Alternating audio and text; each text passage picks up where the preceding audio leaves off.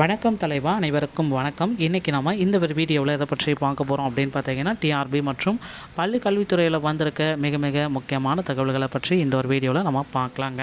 So பள்ளி கல்வித்துறையில் ஆசிரியர் தேர்வு வாரியத்தில் வருகின்ற 24ஆம் தேதி டெட்டு கொள்கை முடிவுகளை எடுக்கிறக்காங்க. இந்த கொள்கை முடிவில் டெட்டில் பாஸ் பண்ணவங்களுக்கு அனைவருக்குமே ஒரே மதிப்பெண்கள் வழங்க போகிறாங்க. அது மட்டுமே இல்லை, இந்த ஆகஸ்ட் 20க்குள்ளார ஸ்பெஷல் டிஎன் டெட்டோடைய ரிசல்ட் வெளியாக காத்திருக்கு. ஸோ எல்லாருமே ரெடி ஆகிக்குவாங்க மக்களே. மேலும் சில ஆசிரியர் தேர்வு வட்டார சம்மந்தப்பட்ட செய்திகளையும் நாம் இந்த வீடியோவில் நம்ம பார்க்கலாம். நீங்கள் நம்முடைய சேனலை முதல் முறையாக பார்க்குறீங்க அப்படின்னா மறக்காமல் ஒரு சப்ஸ்கிரைப் அண்ட் பெல்லை கிளிக் பண்ணி வச்சுக்கோங்க. வாங்க வீடியோக்குள்ளே போகலாம். புதிய வழிகாட்டுதல்கள் வெளியான பிறகு பெற்றோர் ஆசிரியர் கழகத்திற்கு இந்த நிர்வாகிகளை தேர்வு செய்திருக்காங்க. ஸோ பிடிஏக்கு பார்த்திங்கன்னா அந்த புதிய விதிமுறைகளை எல்லாமே கொடுத்த பிறகு தான் பார்த்திங்கன்னா இப்போ பிடிஏவுடைய நிர்வாகிகள் தேர்வு செய்ய போகிறாங்க. ஸோ இது பார்த்திங்கன்னா மாவட்ட கல்வி அலுவலர்களுக்கு திடீர் உத்தரவாக பிறப்பிச்சிருக்காங்க. இது தொடர்பாக மாநில பெற்றோர் ஆசிரியர் கழகத்தின் செயலாளர் சத்யபாமா அனைத்து முதன்மை கல்வி அலுவலர்களுக்கும் மாவட்ட கல்வி அலுவலர்களுக்கும் அனுப்பியுள்ள சுற்றறிக்கையில், பெற்றோர் ஆசிரியர் கழக விதிமுறையின்படி பள்ளி பெற்றோர் கழகத்தின் பதவி காலம் 3 ஆண்டுகள். 3 ஆண்டுகளுக்கு பிறகு பொதுக்குழு கூட்டம் நடத்தி புதிய நிர்வாகிகள் தேர்ந்தெடுக்கப்பட வேண்டும். பள்ளி பெற்றோர் கழகம் உள்ளிட்ட அனைத்து அமைப்புகளுக்குமான வழிகாட்டுதல்களை புதுப்பிக்கப்பட உள்ளன.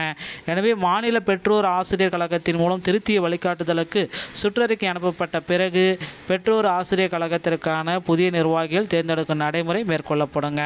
தொடக்க கல்வித்துறையில் பணிபுரியும் அனைத்து ஆசிரியர்களின் கல்வி சான்றிதழ்களையும் உண்மைத்தன்மை கண்டறிய ஒரு உத்தரவு ஜியோ பாஸ் பண்ணியிருக்காங்க. ஸோ இப்போ யாரெல்லாம் தொடக்க கல்வித்துறையில் புதிய ஆசிரியர்களாக இருந்தாலும் சரி, பழைய ஆசிரியர்களாக இருந்தாலும் சரி, ஸோ அவங்களுடைய ஜென்யூனஸ் சர்டிஃபிகேட்டை பார்த்திங்கன்னா ப்ரொடியூஸ் பண்ணியே ஆகணும். ஸோ இது பார்த்திங்கன்னா இதோடைய சிஓ உத்தரவு அப்படின்னு சொல்லலாம். புதிய இயக்குனருடைய இந்த உத்தரவு இது பார்த்திங்கன்னா இந்த செப்டம்பர் மாதம் வரைக்கும் இது நடக்கும் அப்படின்றத நம்ம எதிர்பார்க்கலாங்க. அடுத்து இந்த பிஎட் சேர்க்கைக்கு பார்த்திங்கன்னா 1800 மாணவர்களுக்கு கல்லூரி ஒதுக்கீட்டு ஆணையை பிறப்பிச்சிருக்காங்க. ஸோ இதில் என்ன அப்படின்றது நீங்கள் பார்த்திங்கனால உங்களுக்கு தெரியும். தமிழகத்தில் 7 அரசு கல்வியியல் கல்லூரிகளும் 14 அரசு உதவி பெறும் கல்லூரிகளும் உள்ளன.